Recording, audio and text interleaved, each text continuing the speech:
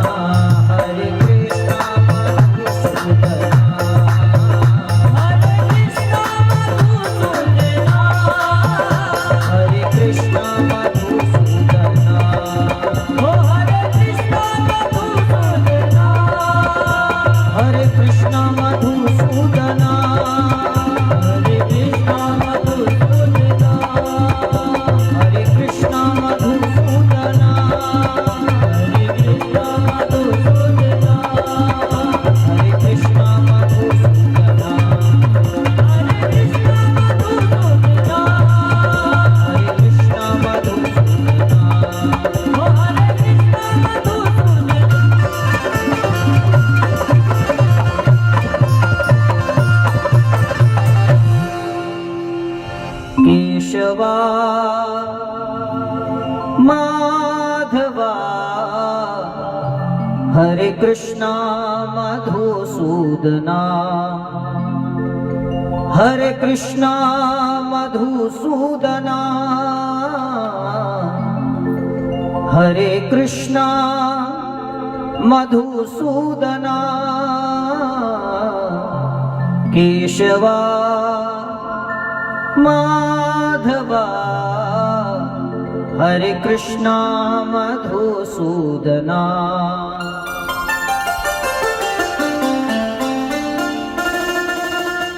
भगवत चरणों में बारंबार प्रणाम। चंदनपुर के इस पावन भूमि पर श्रीमद् भागवत की मंगलमय कथा का हम लोग आश्रय ले रहे हैं। कथा की आज तृतीय दिवस में हम लोग प्रवेश कर रहे हैं। नैमिषारण्य की पुण्य भूमि पर विराजमान परमादरणीय श्री सूत जी शौनकादिक ऋषियों को श्रीमद् भागवत की मंगलमयी कथा का आश्रय दे रहे हैं। इसी मंगलमयी कथा के अंतर्गत कल हम लोग यहाँ पर भगवत चर्चा कर रहे थे और उसी के अंतर्गत कल मैंने आप लोगों को परीक्षित के जन्म की मंगलमयी कथा का श्रवण कराया। महाभारत के अंतर्गत श्रीमद् भागवत की कथा का उदय होता है। कृष्ण कथा का उदय महाभारत के अंतर्गत परीक्षित के जन्म से भगवान की कथा का बड़ा पवित्र संबंध माना जाता है। कल मैं निवेदन कर रहा था, आदरणीय परीक्षित ने अनजाने में अपराध किया, कलयुग के दुष्प्रभाव से संत का अपमान किया। शास्त्रों के अनुसार अगर देखा जाए तो संतों की अपनी महिमा है, संतों का अपना महत्व है। और मैं अपनी जिम्मेवारी से बता रहा हूं आप लोगों को कि साधु अलग होता है, संत अलग होता है, महात्मा अलग होता है और सन्यासी अलग होता है। साधु कौन है? बोले साधयति इति साधु। जो साधना करता है वो साधु कहलाता है। जैसे नागा साधु होते हैं, दिगंबर साधु होते हैं। साधुओं की एक परंपरा होती है मेरे भाई, साधुओं की एक वेशभूषा होती है, साधुओं का एक ड्रेस कोड होता है। वे जो साधु परंपरा से होते हैं वो खड़ा तिलक लगाएंगे, आड़ा तिलक लगाएंगे, भगवा कपड़ा पहनेंगे, सफेद पहनेंगे, पीला पहनेंगे। उनका एक ड्रेस कोड बना होता है या उनकी एक परंपरा होती है और उस परंपरा से जो जुड़ जाता है वो साधु होता है, जो साधना करता है। तो साधयति इति साधु, जो साधना करे वो साधु है। तो फिर संत कौन है? बोले जो शांत है वो संत है। संत की कोई वेशभूषा नहीं होती, संत की कोई परंपरा नहीं होती।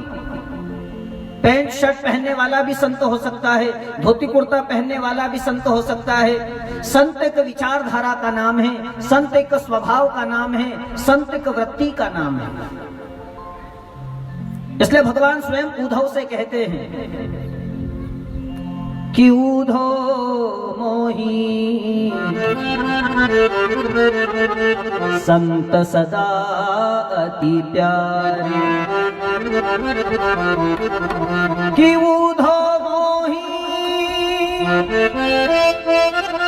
संत सदा अति प्यारे। कि उद्धव मोहि संत सदा अति प्यारे।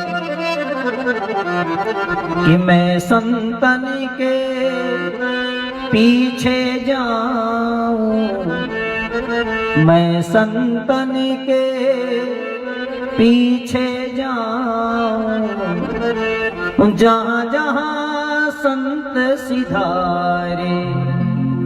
उद्धव मोहि संत सदा अति प्यारे। संत सदा अति प्यारे, मैं संतन के पीछे जाऊं जहां जहां संत सिधारे। आप तो सीधे तरीके से समझ लो कि साधु कौन और संत कौन। बोले जो साधना के द्वारा भगवान को ढूंढता है वो साधु कहलाता है, जो भगवान को ढूंढे वो साधु है, और जिसको भगवान ढूंढे वो संत कहलाता है। भगवान को ढूंढने वाला साधु होता है, और जो स्वयं परमात्मा जिस संत को ढूंढते हैं, सही मायने में देखा जाए तो संत के पीछे पीछे भगवान चलते हैं। भगवान को ढूंढे वो साधु, और जिसको भगवान ढूंढे वो संत होता है मेरे भाई। इसलिए ऊधो मोही संत सदा अति प्यारे, मैं संतन के पीछे जाऊं जहां जहां संत सिधारे। भगवान संत के पीछे पीछे चलते थे।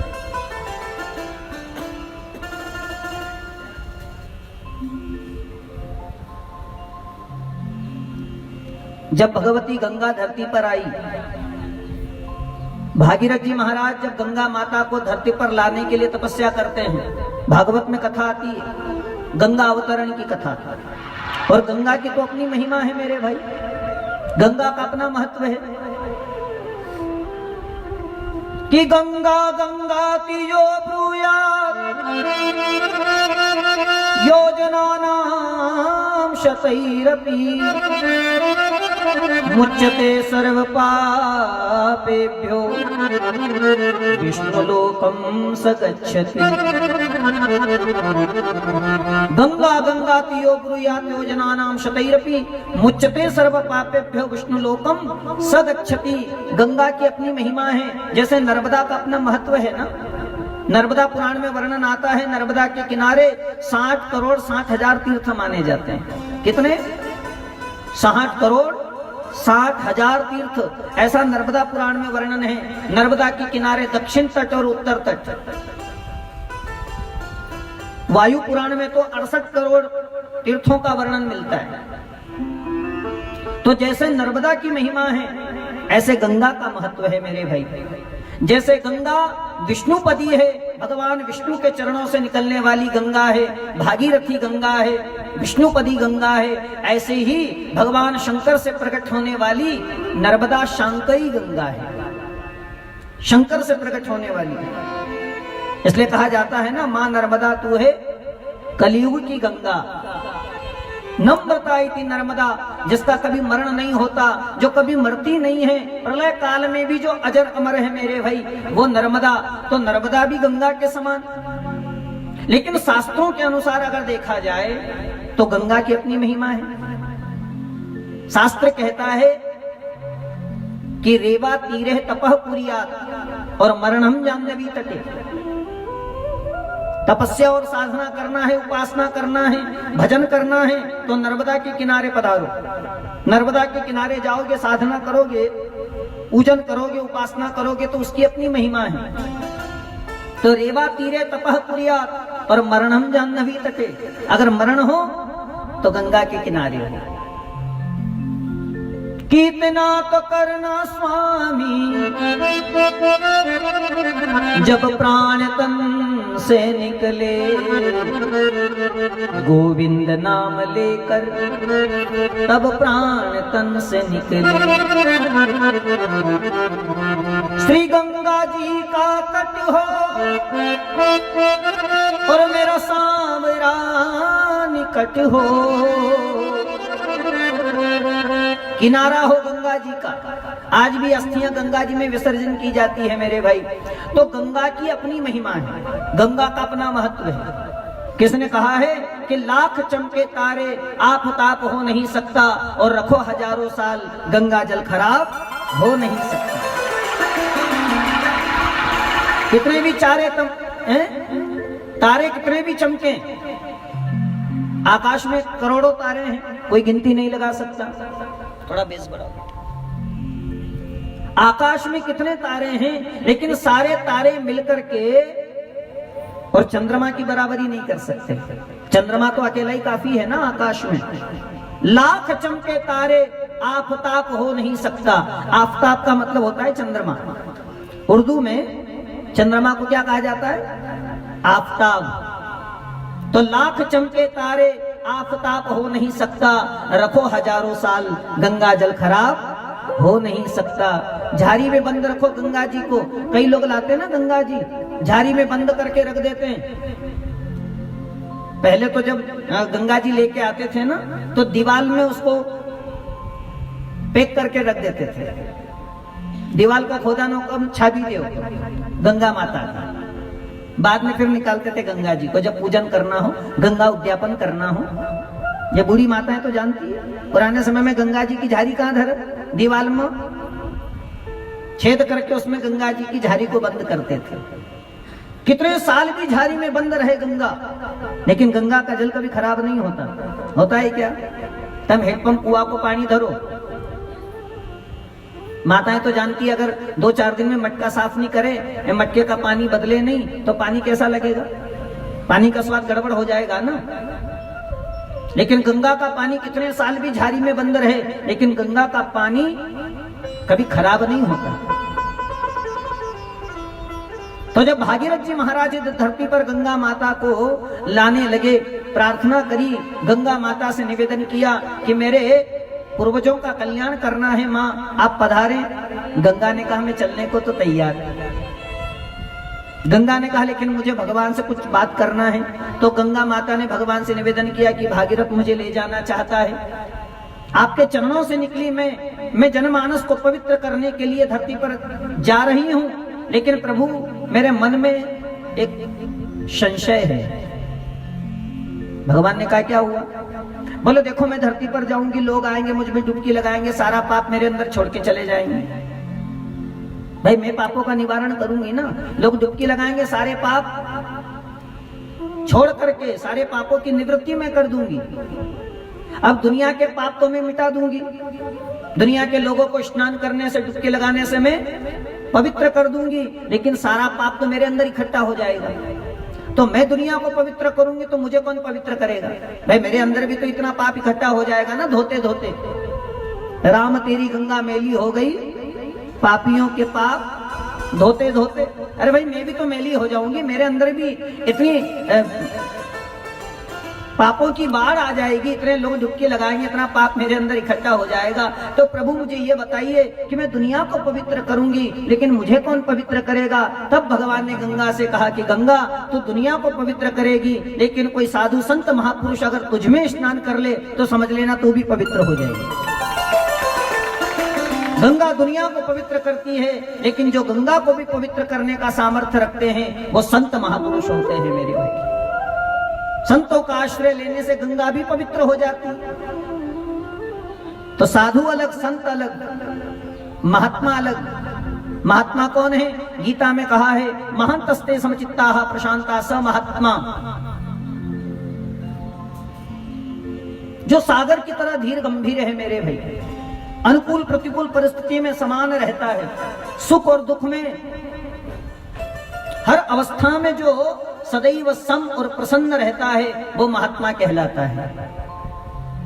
इसलिए भागवत जी में सुदामा को भी महात्मा कहा गया है। प्रशांतात्मा जितेंद्रिय, प्रशांत आत्मा है वो महात्मा है। जो अनुकूल प्रतिकूल परिस्थिति में समान है, जो हर परिस्थिति में प्रसन्न रहता है वो महात्मा कहलाता है। भाई साधु संत अलग होते हैं, इसीलिए तो हनुमान चालीसा में कहा साधु संत के तुम रखवारे, असुर निकंदन राम दुलारे। भाई साधु अलग है, संत अलग है, महात्मा अलग है।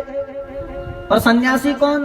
बोले काम्या नाम कर्मणा न्यासम सन्यासम कवयो विदु। अपनी कामनाओं का नाश करना सन्यास है। जिसने अपनी कामनाओं को समाप्त कर दिया हो, जिसके जीवन में किसी प्रकार की कामना नहीं है, वो सन्यासी होता है। किसी ने राम राम कर दिया तो ठीक, किसी ने नहीं किया तो कोई बात नहीं। यानी अपनी कामनाओं का न्यास करना ही सन्यास माना जाता है, जिसके अंदर किसी प्रकार की कामना ही नहीं होती। और जब सन्यास लिया जाता है तो अपना श्राद्ध, तर्पण, पिंडदान सब पहले ही कर देना पड़ता है। सन्यास की दीक्षा जब दी जाती है तो सारी चीजें पहले ही छोड़ना पड़ती है। जैसे घर परिवार तो छोड़ते ही हैं, लेकिन शरीर के प्रति जो मोह है उसका भी त्याग करना पड़ता है। कोई पिंडदान करे, कोई पंगत दे न दे, उससे कोई मतलब नहीं है। सन्यासी बन गए, सारी चीजों से, सारी कामनाओं से मुक्त हो जाना सन्यास है। तो संतों की अपनी महिमा है, साधुओं की अपनी महिमा है, महापुरुषों की अपनी महिमा है। आदरणीय परीक्षित के द्वारा श्रमिक मुनि का अपमान हुआ, उनके बेटा श्रृंगी ने श्राप दे दिया। इति लंघित मर्यादम तक्षकः सप्तमे हनि, 7वें रोज तक्षक नाग डसेगा, तुम्हारी मृत्यु हो जाएगी। महाराजा परीक्षित ने अपनी पत्नी इरावती से कहा, देवी हम बड़े प्रसन्न हैं। पत्नी बोली, जी ऐसी कौन सी बात है जो आप इतने प्रसन्न हैं? पत्नी इरावती कहती है, क्या हुआ जो आप इतने प्रसन्न हैं? परीक्षित ने कहा कि आज मैं इसलिए प्रसन्न हूं क्योंकि मुझे आज अपने मरने की खबर मिल गई है, मैं मरने वाला हूं। अब बताओ, तुमसे कोई कह दे कि तुम मरने वाले हो तो तुमको खुशी होगी क्या? मौत बाद में आएगी, हार्ट अटैक पहले ही आ जाएगा, जी पहले ही घबराने लग जाएगा, अस्पताल में भर्ती करना पड़ेगा। क्योंकि मौत की खबर सुनकर के कौन खुश होता है मेरे भाई। लेकिन परीक्षित कहते हैं, देवी मैं इसलिए प्रसन्न हूं क्योंकि मेरे जीवन के भी 7 दिन बचे हैं। 7 दिन के पहले मैं मर नहीं सकता ना, मेरे मरने की खबर मिल गई। और दुनिया में ऐसा कोई है क्या जैसे अपने मरने की खबर मिली हो कि भाई तू काल मरग? ऐसा कोई जानता है? किसी को पता नहीं। और मरने से डर कैसा कि या मरने से जग डरे और मेरे मन आनंद, या मरने से जग डरे और मेरे मन आनंद, अरे कब मरी हूँ कब पाया हूँ पूरन परमानंद। या मरने से जग डरे मेरे मन आनंद, कब मरी हूं कब पाया हूं पूरन परमानंद, कब मरूं और कब भगवान से मिलूं।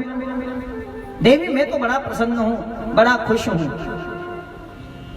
राजपाट का त्याग किया, गंगा के किनारे पधारे। आदरणीय संत महापुरुषों के चरणों में प्रणाम करके पूछने लगे कि जिसके जीवन के 7 दिन बचे हैं उसे क्या करना चाहिए। सब अपनी अपनी राय देने लगे। कोई कहने लगा तपस्या करो, कोई कहने लगा तीर्थ यात्रा करो, कोई कहने लगा भजन करो, सब अपने अपनी मति के अनुसार। लेकिन राजा परीक्षित विचार करते हैं, जब तक कोई सच्चा सद्गुरु मुझे नहीं मिलेगा तब तक मेरा मार्ग प्रशस्त होने वाला नहीं। भगवत चरणों में प्रणाम किया, कोई सच्चा सद्गुरु मिले। उसी समय वहां पर पदार्पण होता है भगवान शुकदेव का। बोलिए शुकदेव भगवान की जय। शुकदेव जी का पदार्पण हुआ। और शुकदेव जी कैसे हैं? दिगंबरम वक्त्र विकीर्ण केशम प्रलंब बाहुं सुरमद्दभाम। दिगंबर वेश है, उम्र है 16 साल कि त्वंगयष्ट वर्षम सुकुमार पाद करोर्वां सकपोल गात्रम चारवायताक्षो न सतुल्य कर्ण शुभ्राननम कंबुसुजात कंठम। 16 वर्ष की अवस्था है आदरणीय शुकदेव की। बड़ा सुंदर स्वरूप है, सुकुमार है, कुमारावस्था को है। जो 16 वर्ष होता है उसको कुमार कहा जाता है। तो यहाँ आदरणीय शुकदेव कुमार अवस्था को प्राप्त है और शरीर पर दोंगल की लंगोटी के सिवाय कुछ भी नहीं है। दिगंबरम वक्त्र विकीर्ण केशम, बाल बिखरे हुए हैं, ब्रह्म तेज चमक रहा है। ऐसा सुंदर स्वरूप सुखदेव का। और सुखदेव तो ब्रह्मज्ञानी है। आपको पता है जब सुखदेव जी का जन्म हुआ था ना, तो सुखदेव जी 16 वर्ष की अवस्था को प्राप्त हुए, तब घर छोड़ करके भाग गए, घर छोड़ करके चले गए। जब युवान हुए, कुमार अवस्था को प्राप्त हुए, आदरणीय सुखदेव घर छोड़ करके चले गए थे। वेदव्यास जी पीछे पीछे आवाज लगाते जा रहे हैं, अरे बेटा रुको, बेटा रुको, बेटा रुको, पर सुखदेव जी रुके नहीं। कियं प्रव्रजन्तमनुपेतमपेत कृत्यं द्वैपायनो विरह कातर आजुहाव पुत्रेति तन्मनतया तरवो विनेदुस् तं सर्वभूतहृदयं मुनिमानतोऽस्मि। जब सुखदेव जी घर छोड़ करके जाने लगे, पीछे वेदव्यास जी महाराज चिल्लाते जा रहे हैं, अरे बेटा रुक जाओ, अरे सुखदेव रुक जाओ, पर सुखदेव रुकते नहीं हैं। सुखदेव जी तो चलते ही गए। अच्छा, आपको पता है जब सुखदेव जी रास्ते से जा रहे थे ना, तो रास्ते किनारे एक नदी थी, उस नदी में कुछ महिलाएं स्नान कर रही थी। सुखदेव जी जब निकल करके गए, वो महिलाएं स्नान करती रही, लेकिन जैसे ही व्यास जी पहुंचे, वेद व्यास जी को देखा, उन महिलाओं को थोड़ी लज्जा आ गई, शर्म आ गई। उन महिलाओं ने वस्त्र पहन लिए, कपड़े पहन लिए, क्योंकि देखा जाए तो स्त्री का सबसे बड़ा आभूषण क्या है? स्त्री का सबसे बड़ा आभूषण है उसकी लज्जा, उसकी मर्यादा। ठीक है, ये दुनिया में सबसे बड़ा आभूषण माना जाता है स्त्री का, कि लज्जा है, शर्म है, ये उसका सबसे बड़ा आभूषण है। व्यास जी को देखा तो सब जितनी भी वो स्त्रियां थी कपड़े पहन लिए।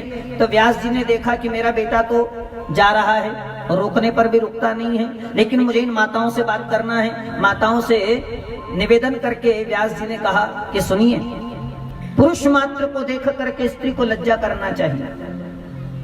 कई कई जगह तो मैंने परंपरा देखी, छोटे से बच्चे को देखेंगी तो भी घूंघट करेंगी। ऐसी एक परंपरा है, छोटा सा बच्चा भी दिख जाए उसको देख करके घूंघट करे। ऐसी कई जगह परंपराएं हैं। पुरुष मात्र को देख करके स्त्री को शर्म करना चाहिए, लज्जा करनी चाहिए।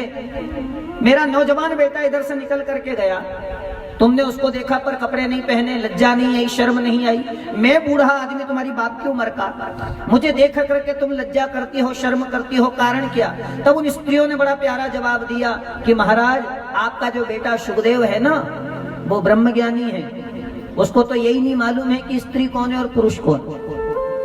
वो यही नहीं जानता कि स्त्री किसे कहते हैं और पुरुष किसे कहते हैं। वो तो सब में ब्रह्म का दर्शन करता है, उसके जीवन में भेद है ही नहीं, कौन स्त्री कौन पुरुष। वो तो सब में ब्रह्म का आश्रय लेता है, ब्रह्म का दर्शन करता है। इसलिए उसे देख करके हमको कपड़ा पहनने की जरूरत नहीं पड़ी, लेकिन आपके अंदर भेद है, आप जानते हैं कि कौन स्त्री है और कौन पुरुष है, इसलिए आपको देख करके हमको कपड़ा पहनना हमारी मजबूरी थी। आपका बेटा सुखदेव तो ब्रह्मज्ञानी है, स्त्री पुरुष के भेद से परे है, उसे मालूम ही नहीं स्त्री कौन पुरुष कौन। तो उसके सामने हम कितने भी कपड़े पहन ले, कोई मतलब वाली बात नहीं। लेकिन आप तो जानते हैं ना कि स्त्री किसे कहते हैं, पुरुष किसे कहते हैं, क्या भेद है। इसलिए आपको देख करके हमको लज्जा करना पड़ी। सुखदेव ऐसे हैं जो घर छोड़ करके चले गए, जंगल में समाधि लगा करके बैठ गए। जब व्यास जी ने भागवत की रचना करी, व्यास जी विचार करते कि ये भागवत का ज्ञान मुझे सुखदेव को देना चाहिए। तो सुखदेव कहाँ जंगल में बैठे, घर छोड़ के चले गए थे। तो अपने चेला लोगों को भागवत का एक श्लोक सिखाया और श्लोक सिखा करके कहा कि जाओ, जहां मेरा बेटा सुखदेव बैठा हो वहां जाकर के भागवत का श्लोक गुनगुनाना और उसे कहना कि तुम्हारे पिताजी ने तुमको याद किया है, वो तुम्हें भागवत का ज्ञान देना चाहते हैं। अब व्यास जी के चेला गए और जहां सुखदेव समाधि लगा करके बैठे थे वहां भागवत का श्लोक गुनगुनाने लगे। क्या कहा कि बरहा पीड़ो नटवर वपुः कर्णयो कर्णिकारं विप्रद्वासः कनककपिशं वैजयन्तीं च मालाम् किरन्ध्राण वेणोरदर्सुधया पूरयन् गोपवृन्दै वृन्दारण्यो स्वपदरमणं प्राविशद गीतकीर्ति। बरहा पीडं नटवर वपुः कर्णयोः कर्णिकारं विप्रद्वासः कनककपिशं वैजयन्तीं च मालां रन्ध्राण वेणोरधरसुधया पूरयन् गोपवृन्दै वृन्दारण्यं स्वपदरमणं प्राविशद गीतकीर्तिः। भगवान की सुंदरता का वर्णन किया। बरहा पीडम, आपीड़ का मतलब होता है मोर मुकुट। भगवान कौन सा मुकुट धारण करते हैं? मोर मुकुट। मोर का पंख लगाते हैं ना, क्योंकि मोर जो होता है वो योगी माना जाता है। मोर योगी है और कृष्ण योगेश्वर है, इसलिए भगवान मोर पंख को अपने माथे पर धारण करते हैं। 16,108 पत्नी होने के बाद में भी कृष्ण को योगी माना गया, क्योंकि वो योगी है, भोगी नहीं है। योगेश्वर माना गया। यत्र योगेश्वरः कृष्ण यत्र पार्थो धनुर्धर। तो जो भगवान अपने माथे पर मोर मुकुट धारण करते हैं, जो नटों में श्रेष्ठ हैं, नटवर माने जाते हैं, जो कानों में कनेर के पुष्प के कुंडल पहनते हैं, भगवान का जो श्रृंगार है ना, जब तक भगवान वृंदावन में रहे भगवान ने कभी सोना चांदी नहीं पहना। भगवान का श्रृंगार होता था फूलों से, इसलिए भगवान का एक नाम है बनवारी। कोई बनवारी कहता है, कोई बनमाली कहता है। फूलों से श्रृंगार होता था ठाकुर जी का। और आज भी वृंदावन चले जाओ, फूलों से सज रहे हैं श्री वृंदावन बिहारी, और साथ सज रही है वृषभानु की दुलारी, और साथ सज रही है वृषभानु की दुलारी, फूलों से सज रहे हैं श्री वृंदावन बिहारी। फूलों से श्रृंगार, आज भी वृंदावन में फूल बंगला सजाया जाता है ठाकुर जी का, फूलों से श्रृंगार, क्योंकि भगवान को फूल बड़े पसंद हैं। ठाकुर जी को फूलों से बड़ा लगाव है। इसलिए जब वृंदावन में गैया चराने जाते हैं ना, तो कुंडल सोने चांदी के नहीं, कर्णयोः कर्णिकारम, कनेर के जो फूल होते हैं ना लंबे लंबे, सो कनेर के पीले पीले फूल भगवान अपने कानों में कुंडल की तरह पहन लेते हैं। देखना कनेर का फूल कुंडल की तरह होता है, ऊपर डंडी होती है, तो कुंडल जैसे कनेर के पुष्प। इसलिए कहा गया कर्णयोः कर्णिकारम विप्रद्वासः कनकपक्षम वैजयंतीम च माला, वैजंती माला सुशोभित तो होती है। ऐसे ठाकुर जी बड़े सुंदर लगते हैं। जब भगवान की सुंदरता का वर्णन किया, सुखदेव जी बैठे थे समाधि में, आंख खुल गई। सुखदेव जी ने कहा भैया थोड़ा आगे सुनाओ, बहुत अच्छा तुमने वर्णन किया, कितनी सुंदर झांकी है, कितना प्यारा है वो, जरा आगे वर्णन करो ना। चेला बोले महाराज हमको तो एक ही आता है, एक ही श्लोक आता है, तुमको ज्यादा सुनना है? तुम्हारे पिताजी ने ऐसे 18,000 श्लोक बना के रखे हैं, जाओ उनके पास। सुखदेव जी ने फिर आंख बंद कर ली। अरे कोई सुंदर होगा तो अपने लिए होगा, अपने को क्या लेना देना? दुनिया में सुंदर लोगों की कमी है क्या? है? दुनिया में सुंदर लोग बहुत सारे हैं, लेकिन एक बात ध्यान देना कि 3 गुण ऐसे हैं जो किसी एक व्यक्ति में आपको एक साथ नहीं मिलेंगे। कौन से 3 गुण हैं? बोले रूप, बल और शील।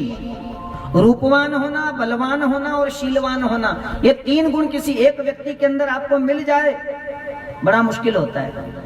कोई रूपवान होगा, दिखने में बड़ा सुंदर होगा, लेकिन बलवान नहीं होगा, ताकत नहीं होगी, अगरबत्ती जैसा फूंक मारो उड़ जाएगा। सुंदर जरूर है, रूपवान है, दिखने में बड़ा प्यारा है, लेकिन ताकत नहीं होती ना। तो कोई रूपवान होता है पर बलवान नहीं होता। अच्छा कोई बलवान होता है, पहलवान होता है, लेकिन दिखने में उसका ठिकाना नहीं है, मोटा तगड़ा होगा, बड़ी दौंद होगी उसकी। और आप लोगों ने तो देखा होगा ना टीवी में वो मुक्का मुक्की खेलते हैं, पहाड़ जैसा शरीर होता है उनका, मोटे तगड़े होते हैं, कितने पहलवान होते हैं, एक मुक्का मारे सामने वाले का सीताराम कर दे। पहलवान है, बलवान है, ताकत बहुत है, लेकिन दिखने में एक का भी ठिकाना है क्या? बच्चा देखे डर जाए। रूपवान है पर बलवान नहीं, कोई बलवान है पर रूपवान नहीं। अच्छा कोई रूपवान भी है, बलवान भी है, पर शीलवान नहीं है। बात बात में गुस्सा करता है, बात बात में भड़क जाता है, कमी है ना। इसलिए कहा जाता है कि पूर्णमदः पूर्णमिदं पूर्णात् पूर्णमुदच्यते पूर्णस्य पूर्णमादाय पूर्णमेवावशिष्यते। पूर्ण कौन? बोले पूर्ण केवल परमात्मा है। अपन तो सब आधा अधूरा लोग छे, हम सब आधे अधूरे, पूर्ण केवल परमात्मा है। और अधजल गगरी छलकत जाए, घड़ाम कदी आधो पानी होगा ने खोबत छलक दो।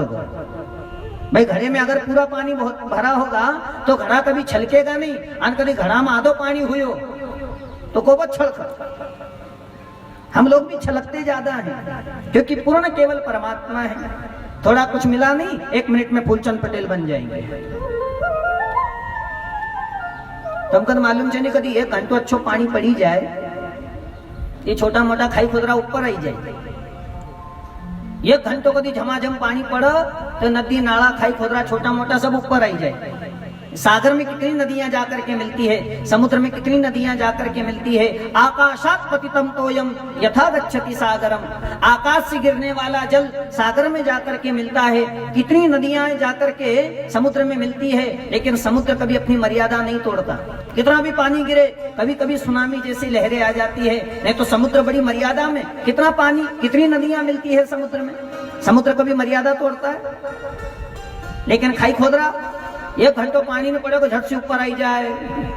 हम तब तक मालूम चले कि जितना जल्दी ऊपर आओ उतना जल्दी उतरी भी जाए। अब कई लोग बहुत जल्दी ऊपर आओ, जितना जल्दी ऊपर आओ उतना जल्दी उतरी भी जाए। किसी ने कहा है कि ये जो फुग्गे होते हैं ये चंद सांसों में फूल जाते हैं। ये जो फुग्गे होते हैं ये चंद सांसों में फूल जाते हैं और ऊपर उठते अपनी औकात भूल जाते हैं। कितना भी मिल जाए जीवन में, पूर्ण तो केवल परमात्मा है मेरे भाई। इसलिए जीव को क्या माना है, ईश्वर का अंश माना है। क्या माना है, ईश्वर अंश जीव अविनाशी, ईश्वर अंश जीव अविनाशी, ईश्वर अंश जीव अविनाशी, ईश्वर अंश जीव अविनाशी, चेतन अमल सहज सुख राशि, चेतन अमल सहज सुख राशि, चेतन अमल सहज सुख राशि, चेतन अमल सहज सुख राशि। ओ ईश्वर अंश जीव अविनाशी, ईश्वर अंश जीव अविनाशी। राम नमामि नमामि नमामि, राम नमामि नमामि नमामि, राम नमामि नमामि नमामि, राम नमामि नमामि नमामि। ओ कृष्ण नमामि नमामि नमामि, कृष्ण नमामि नमामि नमामि, ओ कृष्ण नमामि नमामि नमामि, कृष्ण नमामि नमामि। ईश्वर अंश जीव अविनाशी, चेतन अमल सहज सुख राशि। दुनिया में जितने भी जीव हैं वो सब परमात्मा का अंश हैं। ईश्वर अंश जीव अविनाशी, चेतन अमल सहज सुख राशि। हम परमात्मा का अंश माने जाते हैं, हम परमात्मा नहीं हैं। इसलिए गीता में कहा भगवान कृष्ण ने, ममैवांशो जीवलोके जीवभूत सनातन। इसलिए पूर्ण तो परमात्मा है ना। भगवान जैसा दुनिया में सुंदर कौन हो सकता है। अरे भाई, जिसकी रचना इतनी सुंदर, वो कितना सुंदर होगा जरा कल्पना करो। जिसने दुनिया बनाई है उसको बनाने वाला कितना सुंदर। सुखदेव जी ने कहा, भाई आगे सुनाओ। चेला मना कर गए, महाराज आपको ज्यादा सुनना है, तुम्हारे पिताजी ने से 18,000 श्लोक बनाए हैं भागवत के, चले जाओ उनके पास। सुखदेव जी फिर आंख बंद करके बैठ गए। सुंदर होगा कोई अपने लिए, अपने को क्या लेना देना। चेला गए व्यास जी के पास। व्यास जी ने पूछा, क्या हुआ, मेरा बेटा सुखदेव नहीं आया? बोले महाराज हमने भागवत का श्लोक सुनाया। उन्होंने आंखें खोली, उन्होंने कहा आगे सुनाओ। अब तुमने हमको एक सिखाड़ो। अब एक ही आता सो सुना दिया, दूसरा तो आता नहीं। सुनाते क्या? हमने कहा जाओ पिताजी के पास। सो मना कर गए। व्यास जी ने कहा चलो असर तो हुआ, समाधि तो टूट गई उसकी। बोले हाँ समाधि टूट गई। एक ही भागवत का श्लोक सुना और समाधि का त्याग कर दिया। भगवान की कथा है ही ऐसी।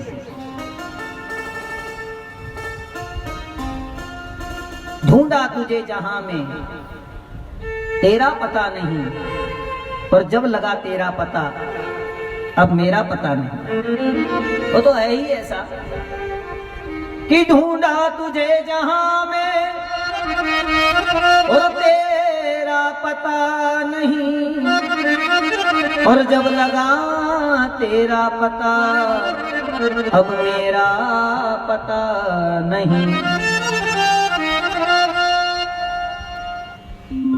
महाराज वो तो आना नहीं चाहते, आंख बंद करके समाधि लगा करके बैठ गए हैं। अच्छा, व्यास जी ने फिर दूसरा श्लोक सिखाया, जाओ अब जाकर के सुनाना। और अब मुझे पक्का भरोसा है कि अब मेरा बेटा सुखदेव दौड़ करके मेरे पास आएगा भागवत का ज्ञान लेने के लिए। अच्छी बात, चेला गए और सुखदेव जी जहां बैठे थे वहां जाकर के भागवत का श्लोक गुनगुनाने लगे। अब क्या कहा कि अहो बकीयं स्तनकालकूटं जिगांसया पायददप्यसाध्वी लेभे गतिं तातृचितां तथोन्यं कं वा दयालु शरणं व्रजेम। अहो बकीयं स्तनकालकूटं,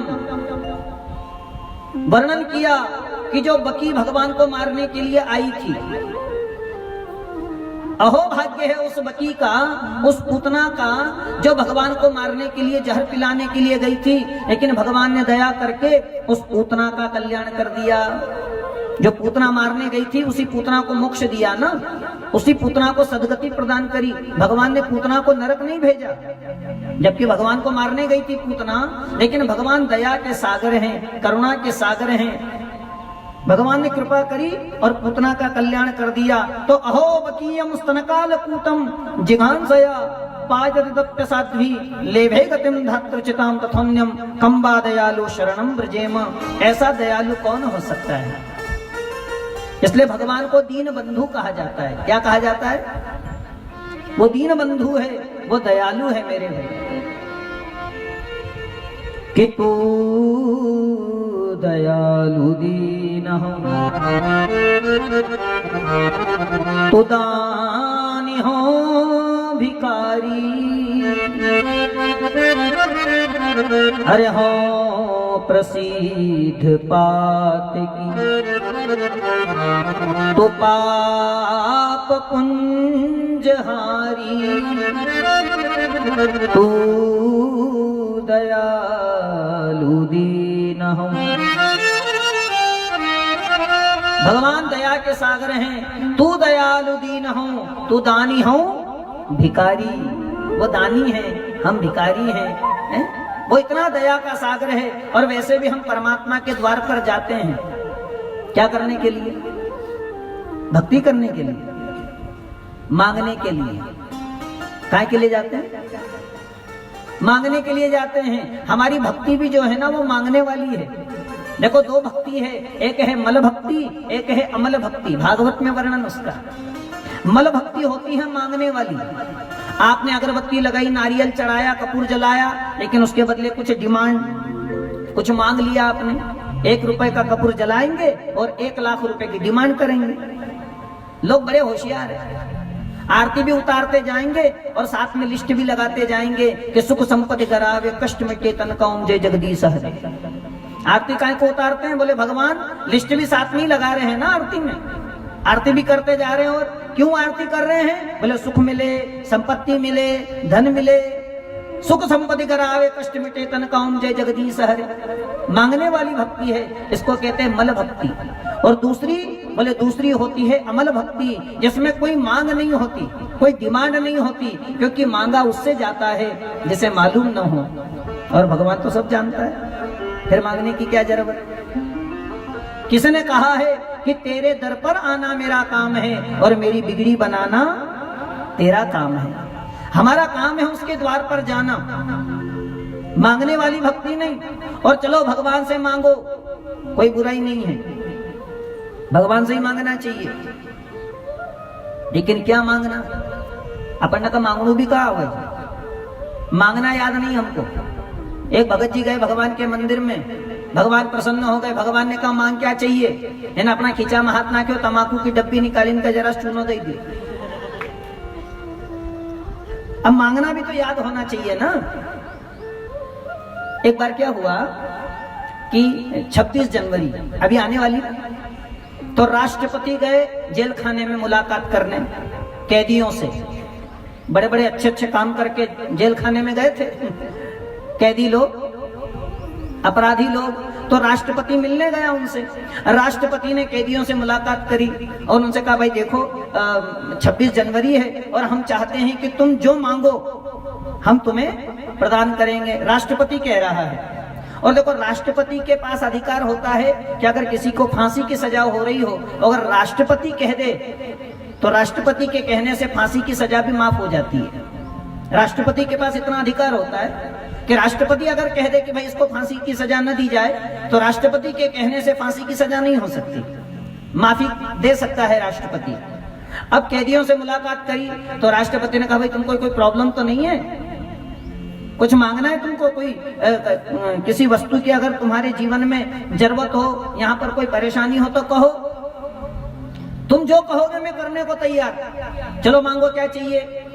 पहले वाले से पूछा, पहले को कि महाराज यहाँ मच्छर खूब काटते हैं, ये जेल खाने में थोड़ा पंखा मंखा लगवा दो, कूलर वूलर लगवा दो, यहाँ पर मच्छर बहुत काटते हैं हमको। जेलर से कहा राष्ट्रपति ने भैया इनके पंखा कूलर की व्यवस्था कराएं, ये बड़े महान लोग हैं, अच्छे अच्छे काम करके आए हैं जेल खाना में।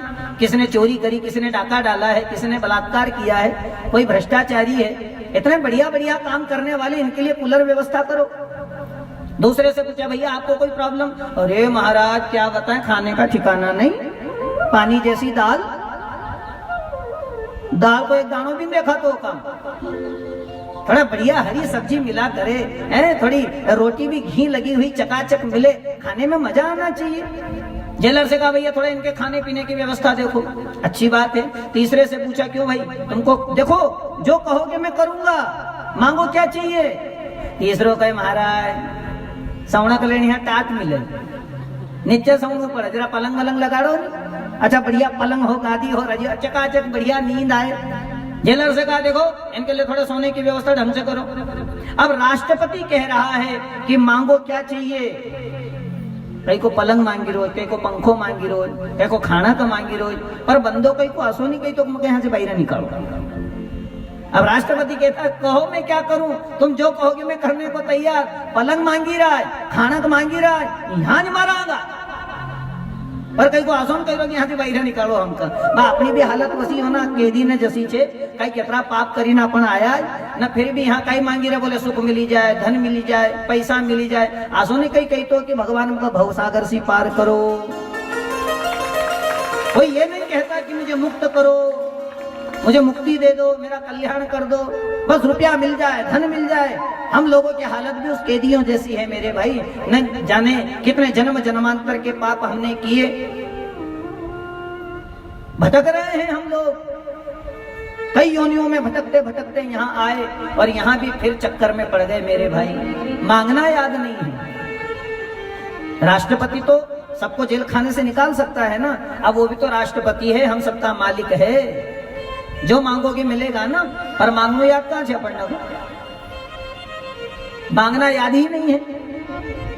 और किसी ने कहा है कि मांगो उसी से जो दे दे खुशी से, और कहे ना किसी से। भगवान से मांगने की जरूरत नहीं है मेरे भाई। और चलो मांगना भी है तो क्या मांगे, क्या मांगे कि बार बार वर मांगो हर्ष देव श्री रंग, बार बार वर मांगो हर्ष देव श्री रंग, पद सरोजन पायनी और भक्ति सदा सत्संग। क्या मांगना है? बोले बार बार वर मांगा हूं हर्ष देव श्री रंग, पद सरोजन पायनी भक्ति सदा सत्संग। जीवन में भक्ति मिले, आपके चरणों का आश्रय मिले, इसके अलावा कुछ मांगना नहीं। क्योंकि भगवान तो दया का सागर है। पूतना जब आती है तो पूतना का कल्याण करते हैं। भागवत में पूतना का एक नाम है बकी। क्या नाम है? बकी, क्योंकि आगासुर और बकासुर की बहन है, इसलिए अहो बकीयम स्तन कालकूटम, कालकुट विष लगा करके आई थी पूतना। आज भगवान ने पूतना को सदगति प्रदान करी। और जैसे ही भागवत का श्लोक गुनगुनाया, सुखदेव जी समाधि में बैठे थे, आंखें खुल गई। सुखदेव जी ने कहा भैया आगे सुनाओ। चेला बोले हमको तो इतना ही आता है, अब जेतरा ओतरो सुनाई दियो, तुमको ज्यादा सुनना है तुम्हारे पिताजी के पास पधारो। ऐसे 18,000 श्लोक, 12 स्कंद और 335 अध्याय महाराज जाकर के भागवत का ज्ञान ले लो। आज तो सुखदेव जी से रहा नहीं गया और सुखदेव जी भागवत का ज्ञान प्राप्त करने के लिए दौड़े दौड़े अपने पिता व्यास के पास पधारे हैं। मन को आकर्षित कर लिया है, क्योंकि कृष्ण का चरित्र ऐसा ही है मेरे भाई। कृष्ण का मतलब क्या होता है? कर्षति जीवानाम चित्तमिति कृष्ण, जो सबके मन और सबके चित्त को आकर्षित करता है। कर्षति, आकर्षित करने वाला, वो कृष्ण कहलाता है। किस देवता ने मेरा दिल चुरा लिया, किस देवता ने मेरा दिल चुरा लिया। तन की खबर ना रही, तन की खबर ना रही, मेरे मन को चुरा लिया। किस देवता ने मेरा दिल चुरा लिया, ओ किस देवता ने मेरा दिल चुरा लिया, ओ किस देवता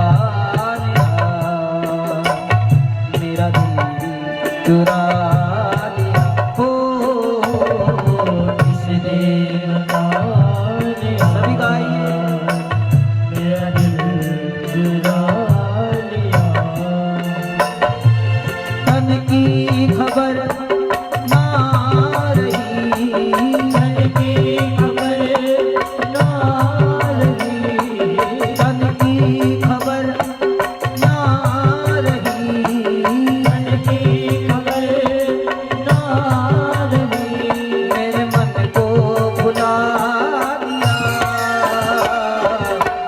देवता मेरा दिल चुरा लिया, हो किस देवता ने, सभी गाइए, मेरा दिल चुरा लिया।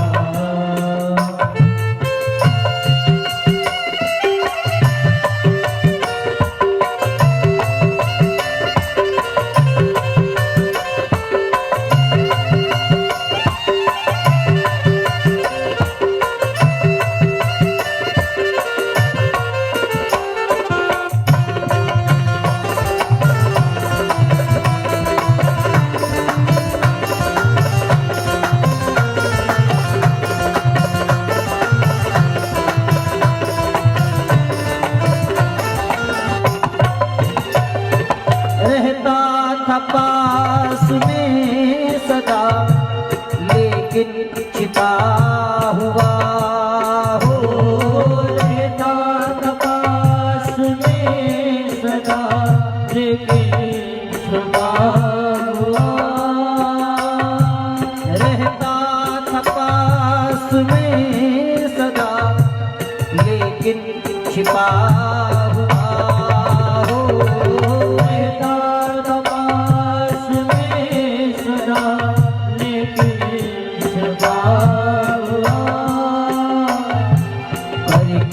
दया दयाल में, करके दया दयाल में पर्दा उठा लिया, वो किस देवता ने मेरा दिल चुरा लिया, वो किस देवता ने मेरा दिल चुरा लिया,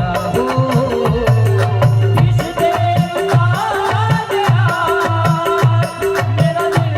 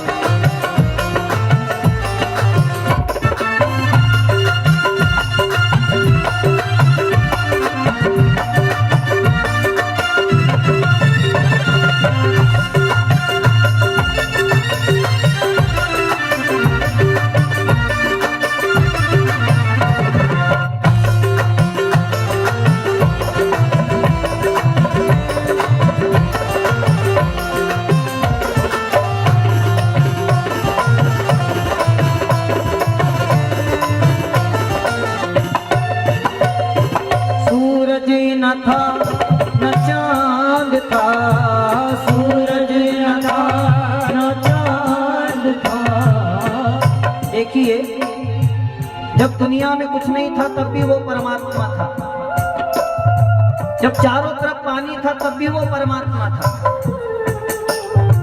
सूरज न था न चांद था, सूरज न था न चांद था, न बिजली थी वहाँ हो। सूरज न था न चांद था, न बिजली थी वहाँ। ओ सूरज न था न चांद था, बिजली थी वहाँ। सूरज न था न चांद था, न बिजली थी वहाँ।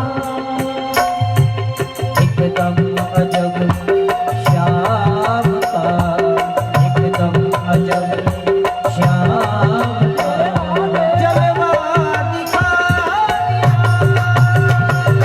इस देवता ने आज मेरा दिल चुरा दिया। इस देवता ने आज मेरा दिल चुरा दिया हो। इस देवता ने आज मेरा दिल चुरा दिया। ओ तन की खबर ना रही, तन की खबर ना रही, तन की खबर ना रही, तन की खबर ना रही। मेरे मन को भुला दिया।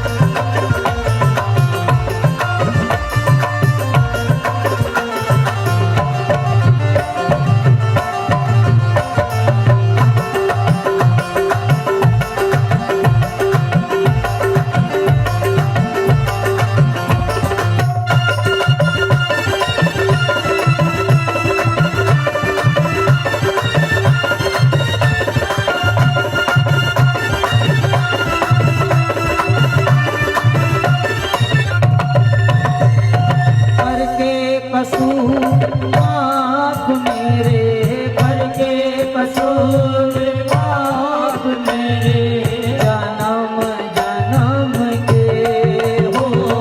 करके कसूर माफ मेरे, जन्म जन्म के। करके कसूर माफ मेरे, जन्म जन्म के हो। करके कसूर माफ मेरे, जन्म जन्म के।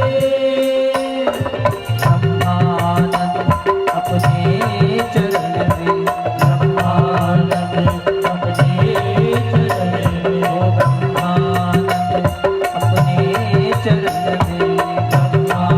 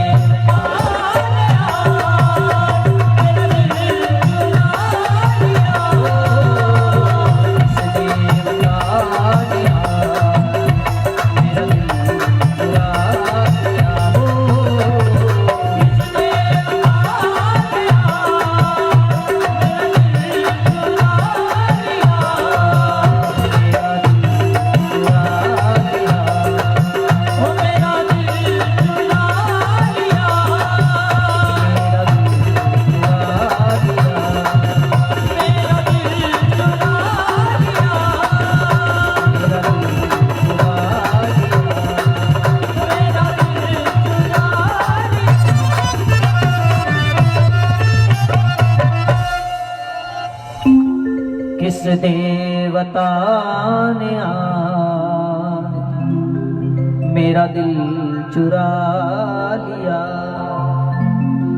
तन की खबर ना रही, तन की खबर ना रही, मेरे मन को चुरा लिया। किस देवता ने आज मेरा दिल चुरा लिया। ये ब्रह्मानंद का भजन है। ब्रह्मानंद जी भजन करते हैं और ब्रह्मानंद जी ने यह भाव लिखा है कि करके कसूर माफ मेरे जन्म जन्म के, करके कसूर माफ मेरे जन्म जन्म के। ब्रह्मानंद अपने चरण में, ब्रह्मानंद अपने चरण में मुझको लगा लिया। किस देवता ने मेरा दिल चुरा लिया। जब सूरज नहीं था, जब चांद नहीं था, तब भी वो परमात्मा विद्यमान। जब सृष्टि में कुछ नहीं था तब भी वो था, और जब सृष्टि में कुछ नहीं रहेगा तब भी वो रहेगा। आदरणीय शुकाचार्य शुकदेव दौड़े दौड़े अपने पिता वेदव्यास जी के पास पधारे। आदरणीय वेदव्यास जी महाराज ने भागवत का परम ज्ञान शुकदेव को प्रदान किया, और वही शुकदेव राजा परीक्षित को भागवत का अमृत पिलाने के लिए गंगा के किनारे पधारे। जैसे ही शुकदेव महाराज का पदार्पण हुआ, राजा परीक्षित ने शुकदेव जी के चरणों में प्रणाम किया, शुकदेव जी के चरणों में वंदन किया कि यम प्रव्रजन्तमनुपेतमपेत कृत्यम द्वैपायनो विरह कातर आजुहाव पुत्रेति तन्मनतया तरगोभिनेदुस् तम सर्वभूतहृदयं मुनिमानतोऽस्मि। ऐसे परम ज्ञानी भगवान शुकदेव जैसे ही गंगा के किनारे पधारे, सारे संत महापुरुषों ने खड़े होकर के प्रणाम किया। राजा परीक्षित ने शुकदेव जी के चरणों में वंदन किया। मैंने निवेदन किया ना, शुकदेव जी का स्वरूप कैसा है? बोले दिगंबरम वक्त्र विकीर्ण केशम। दिगंबर वेश, शरीर पर दोंगल के लंगोटी के सिवाय कुछ भी नहीं है, और वक्त्र विकीर्ण केशम, बाल बिखरे हुए, ब्रह्म तेज चमक रहा है, ऐसा सुंदर स्वरूप। और प्रलंब बाहु, लंबी लंबी भुजाएं हैं। अच्छा, आपकी जानकारी के लिए बता दूं कि जिसके लंबे लंबे हाथ होते हैं ना, वो महापुरुष माने जाते हैं, वो दिव्य पुरुष माने जाते हैं। अब तुम कहोगे कि लंबा हाथ तो हमारा भी है, लंबे हाथ तो सभी के ही होते हैं, लेकिन जो लंबे लंबे हाथ जिनके होते हैं वो महापुरुष माने जाते हैं, वो दिव्य आत्माएं मानी जाती है। अब तुम कहोगे कि हम भी कोई कम है क्या? और हम लोगों के तो इतने लंबे लंबे हाथ होते हैं कि दूसरे की जेब तक पहुंच जाते हैं। कई लोगों के तो ज्यादा ही लंबे हाथ होते हैं आजकल, हैं? किसी के गले तक पहुंच जाएंगे गला दबाने को, किसी के लंबे लंबे हाथ होते हैं कि किसी के पर्स चुराने में लंबा हाथ है कि दूसरे की जेब तक पहुंच जाता है। प्रलंब बाहु भागवत में वर्णन किया, दिगंबरम वक्त्र विकीर्ण केशम प्रलंब बाहुम सुरमत्तभामम। प्रलंब बाहु है, लंबी भुजाएं हैं। जैसे राम जी की लंबी भुजाएं थी ना, राम रक्षा स्तोत्र अगर आप पढ़ते हो तो राम रक्षा स्तोत्र में वर्णन है, पहले ही श्लोक में लिखा है ध्याये आजान बाहु। क्या नाम है? आजान बाहु। आजान बाहु मतलब लंबी भुजा वाले, लंबे लंबे हाथ। लंबे हाथ होने से मतलब ये है कि जिसके हाथ घुटने से नीचे तक जाते हो। जब आप खड़े हो ना, घर जाकर के सावधान की हालत में खड़े हो ना, अभी प्रैक्टिकल करने की जरूरत नहीं है आपको, अभी प्रैक्टिस मत करो। बैठे बैठे नहीं, जब खड़े घर जाओ खड़े होकर के नीचे हाथ करना, तो हम लोगों के हाथ क्या है, घुटने से ऊपर ऊपर होते हैं। लेकिन जो दिव्य आत्माएं होती है, जो दिव्य महापुरुष होते हैं, उनके लंबे लंबे घुटने से नीचे तक हाथ जाते हैं उनके। इसलिए उनको आजान बाहु या प्रलंब बाहु कहा जाता है। तो सुखदेव जी का स्वरूप ही ऐसा है, दिगंबरम वक्त्र विकीर्ण केशम प्रलंब बाहुम सुरवत्त भामम। भगवान की भी लंबी लंबी भुजाएं ऐसे सुखदेव जी की हैं। आहा, सुखदेव जी के चरणों में वंदन किया, सुखदेव जी के चरणों में प्रणाम किया, गुरुदेव मेरा तो जीवन धन्य हो गया। क्योंकि कल भी मैंने कहा था ना कि कोई जीवन में सदगुरु मिल जाए, क्योंकि गुरु मेहरबान तो चेला पहलवान, गुरु मेहरबान हो तो चेला पहलवान हो जाता है। गुरु कृपा ही केवलम शिष्यस्य परम मंगलम। गुरु की कृपा से शिष्य का मंगल होता है। लेकिन देखा जाए तो पानी पीना छान के और गुरु करना जान के, ये तो लेने के देने पड़ जाएंगे। लोभी गुरु लालची चेला होए नरक में ठेलम ठेला, कभी कभी ऐसा हो जाता है। लेकिन आपसे निवेदन करूं कि गुरु कोई शरीर नहीं है, शरीर को गुरु नहीं माना जाता। गुरु का अर्थ होता है जो अपने ज्ञान के द्वारा आपके अज्ञान का खंडन कर दे, जो अपने ज्ञान के द्वारा आपके अज्ञान रूपी अंधेरे को नष्ट कर दे, वो सही मायने में वो गुरु है। गुरु का अर्थ यही माना जाता है जो आपके अज्ञान के अंधकार का खंडन करे, नष्ट करे, उसे गुरु कहते हैं। पर गुरु शिष्य की परंपरा क्या है, कैसा गुरु हो कैसा शिष्य हो, कि गुरु तो ऐसा चाहिए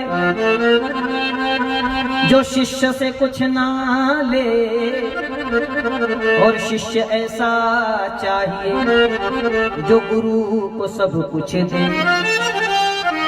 जैसे एकलव्य की गुरु भक्ति, जैसे आरुणि की गुरु भक्ति, एकलव्य ने अपना अंगूठा काट करके दे दिया था ना। गुरु तो ऐसा चाहिए जो शिष्य से कुछ ना ले, और शिष्य ऐसा चाहिए जो गुरु को सब कुछ दे। केवल माल हड़पने का काम करे वो गुरु नहीं। कल भी मैंने कहा था ना, निमाड़ में कहावत है कि कान में कुर्रो 10 रुपया धर रो, कान में मंत्र दिया सलाओ दक्षिणा। जो आपका शोषण करे वो गुरु नहीं, जो आपका शोक हरण करे वो गुरु माना जाता है। और एक बात और दिमाग में बिठा लेना कि ढूंढने पर कभी गुरु मिलेगा नहीं। आप सोचो कि मैं ढूंढने जाऊं कोई गुरु मिल जाए, वैसे गुरुओं की कमी नहीं, गली मोहल्ले में भी आपको गुरु मिल जाएंगे।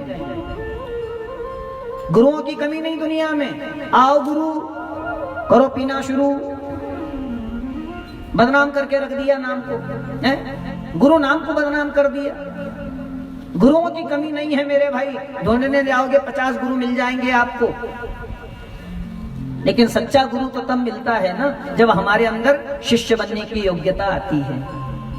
जब हमारे जीवन में शिष्य बनने की योग्यता आएगी तब गुरु ऑटोमेटिक आपको मिल जाएगा। आपको कहीं ढूंढने जाने की जरूरत नहीं है, गुरु ढूंढने पर नहीं मिलता।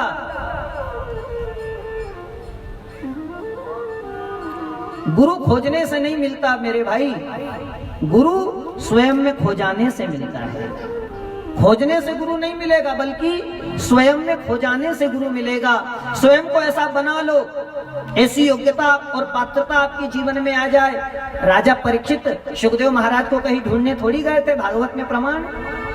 सुखदेव महाराज को ढूंढने के लिए राजा परीक्षित को कहीं जाना नहीं पड़ा, बल्कि गंगा के किनारे बैठे और भगवान से प्रार्थना करी तो सुखदेव स्वामी खुद चल करके आए और राजा परीक्षित को भागवत का ज्ञान प्रदान किया। ढूंढने जाने पर गुरु नहीं मिलता। अपने आप को ऐसा काबिल बना लो कि गुरु खुद में खुद आपके पास आपको ज्ञान देने के लिए ढूंढता हुआ चला आए। इसलिए किसी ने कहा है कि खुद ही को कर इतना बुलंद, खुद ही को कर इतना बुलंद कि खुदा भी पूछे बोल बंदे तेरी रजा क्या है। खुद को ऐसा बना लो कि भगवान भी तुमसे पूछे कि बोल तेरी इच्छा क्या है, तू चाहता क्या है? खुद को ऐसा बना लो, आपके अंदर वो योग्यता और पात्रता आ जाए। गुरु पात्रता देखता है, योग्यता देखता है। भाई आप अपने घर में दूध लेते हो भगोनी में, तो भगोनी को अच्छी तरह देखते हो कि नहीं? बाल्टी में दूध लेते हो, गिलास में दूध लेते हो, तो पहले चेक करते हो ना कि भगोनी अच्छी है नहीं तो फुटली हो न काम केतरो भी दूध ले अमृत जसो, लेकिन फुटली बगोने सब बगड़ ही जाएगा। ऐसा ही गुरु ज्ञान देता है, लेकिन गुरु देखता है कि भाई इसके अंदर पात्रता कैसी है, योग्यता है कि नहीं तो अपना भी फुटलो बर्तन। अब गुरु खोटी ज्ञान दे, लेकिन अपनो बर्तन फुटलो छत कर कई, योग्यता और पात्रता देखी जाती है ना।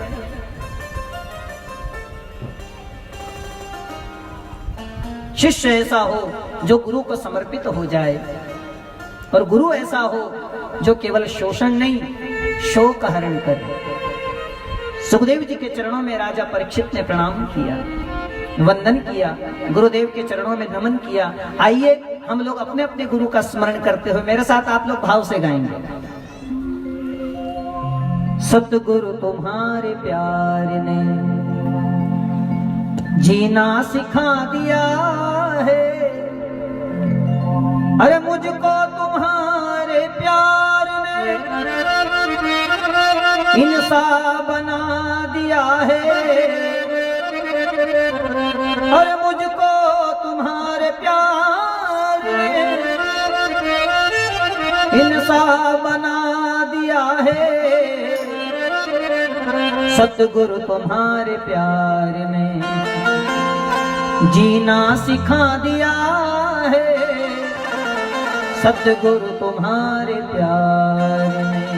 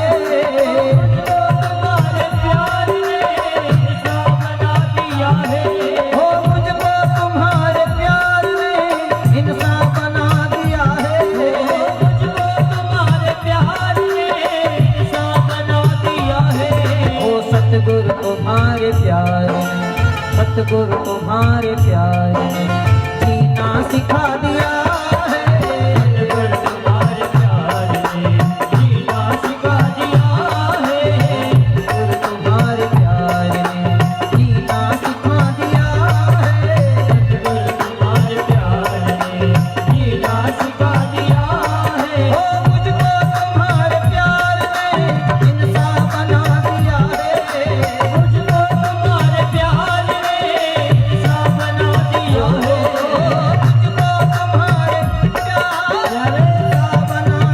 है, मुझको तुम्हारे प्यार सतगुरु तुम्हारे प्यार, सतगुरु तुम्हारे प्यार जीना सिखा दिया है, सतगुरु तुम्हारे प्यार जीना सिखा दिया है, सतगुरु तुम्हारे प्यार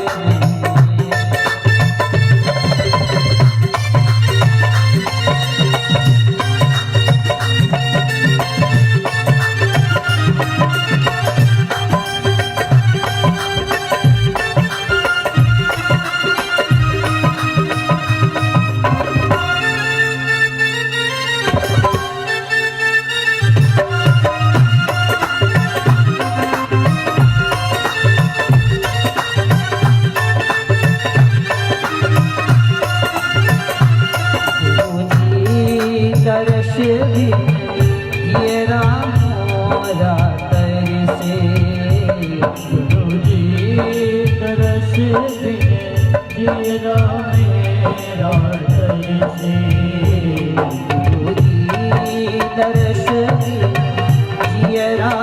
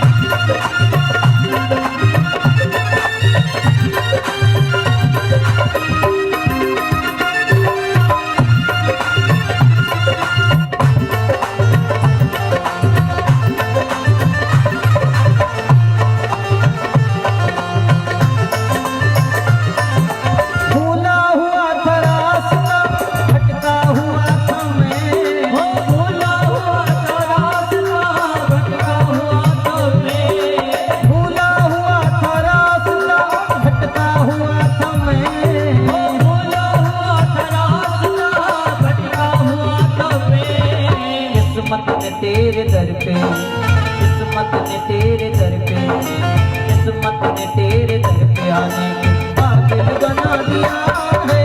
किस्मत ने तेरे दर पे आने के काबिल बना दिया है। सतगुरु तुम्हारे प्यार ने जीना सिखा दिया है।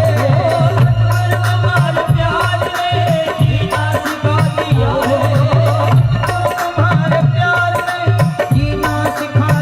है। सतगुरु तुम्हारे प्यार ने जीना सिखा दिया है। मुझको तुम्हारे प्यार, मुझको तुम्हारे प्यार इंसा बना दिया है। तुम्हारे प्यार ने इंसा बना दिया है। मुझको तुम्हारे प्यार ने इंसा बना दिया है। मुझको तुम्हारे प्यार ने इंसा बना दिया है।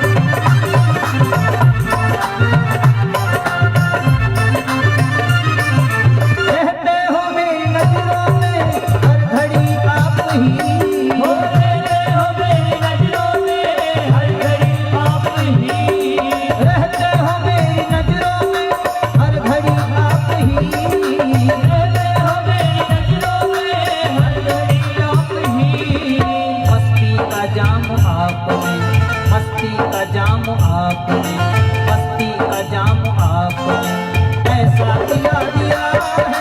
मस्ती का जाम आपने ऐसा पिला दिया है। सतगुरु तुम्हारे प्यार ने जीना सिखा दिया है।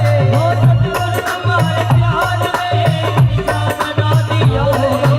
सतगुरु तुम्हारे प्यार जीना सिखा दिया है। सतगुरु तुम्हारे प्यार ने जीना बना दिया है। मुझको तुम्हारे प्यार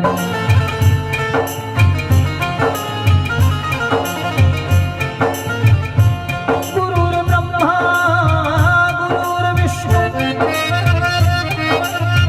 गुरुर्देव महेश्वर गुरुर् साक्षात् परब्रह्म तस्मै श्री गुरवे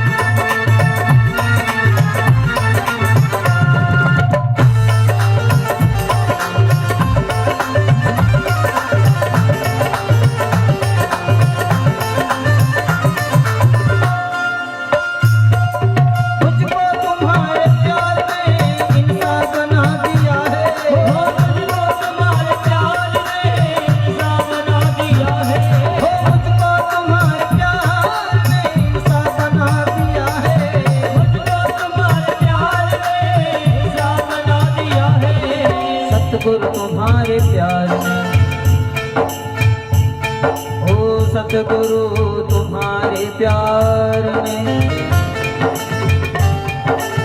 जैसा बना दिया है। मुझको तुम्हारे प्यार ने जीना सिखा दिया है। मुझको तुम्हारे प्यार ने जीना सिखा दिया है।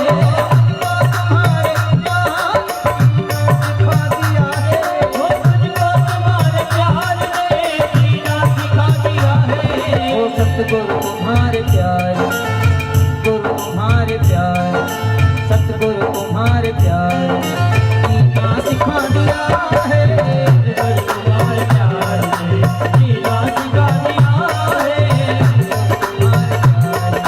जीना सिखा दिया है। तुम्हारे प्यार जीना सिखा दिया है। सतगुरु तुम्हारे प्यार ने जीना सिखा दिया है। सतगुरु तुम्हारे प्यार जीना सिखा दिया है।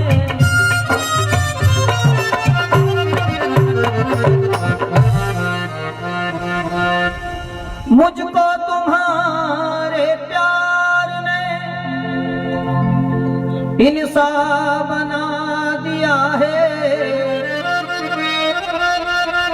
मुझको तुम्हारे प्यार ने इंसान बना दिया है। सतगुरु तुम्हारे प्यार ने जीना सिखा दिया है। सतगुरु तुम्हारे प्यार ने